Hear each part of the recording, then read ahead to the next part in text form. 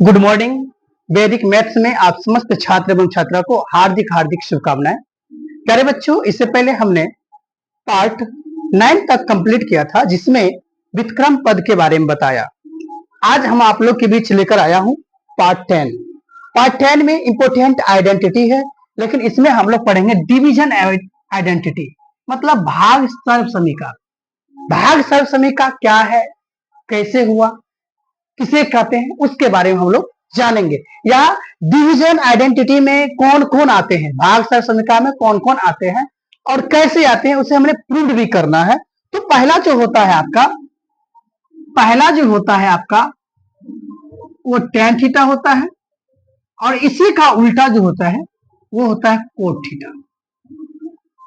मतलब भाग सर्वसमीका का दो ऐसे हैं जो पालन करते हैं, इसके बारे में हम लोग जानने का काम करेंगे। तो प्यारे बच्चों, पहला जो है आपका, हम इसको मान लेते हैं टैप फर्स्ट, और वो मान लेते हैं tan थीटा। तो tan थीटा बराबर आपने सुना होगा sin थीटा बटा cos थीटा होता है। sin थीटा बटा cos थीटा होता है।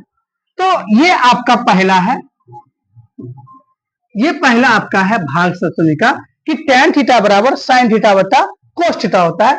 तो आपके मन में एक ख्याल आता है कि सर कैसे होता है, हाउ, कैसे?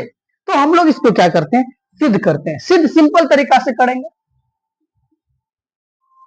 क्या करते हैं, सिद्ध करते हैं।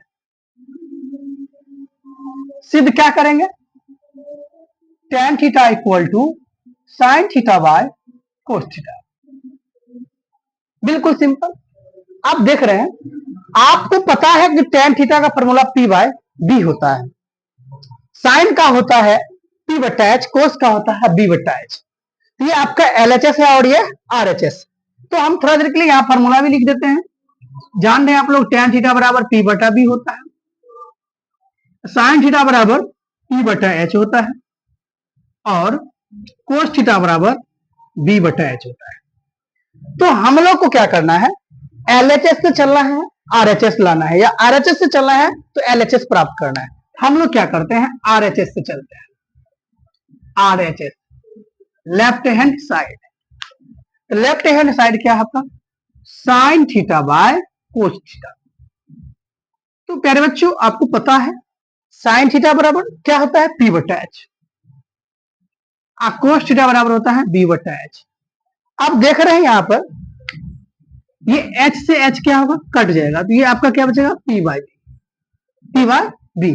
मतलब क्या, sin थीटा बटा cos थीटा का वैल्यू p बाय b आया, और p बाय b किसका मान होता है, tan थीटा। मतलब tan थीटा बराबर क्या होता है, p बाय b होता है। इसलिए LHS equal to RHS proof,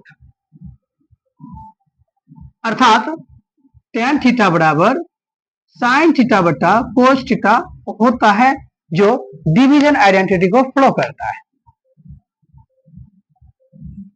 अगला पॉइंट है आपका दूसरा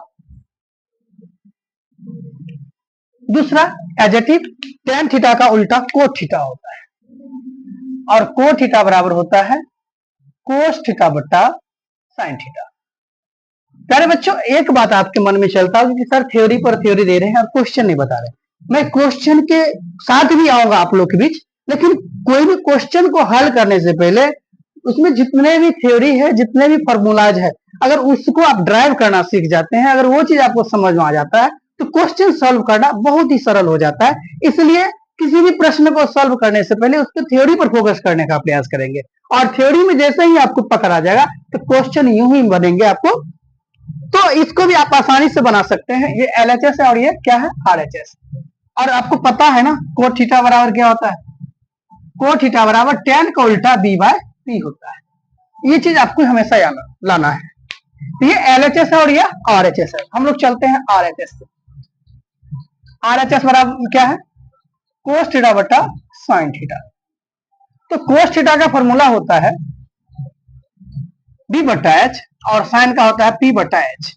अब यहां पर क्या हुआ, h से h क्या हुआ, कट गया, ये कोस थीटा बट्टा आपका साइन थीटा का वैल्यू जो आ गया b बट्टा पी, और b बट्टा पी जो है किसके बराबर होता है, कोस थीटा के बराबर होता है, इसलिए हम लोग लिखेंगे कोस थीटा बराबर cos theta by sine theta.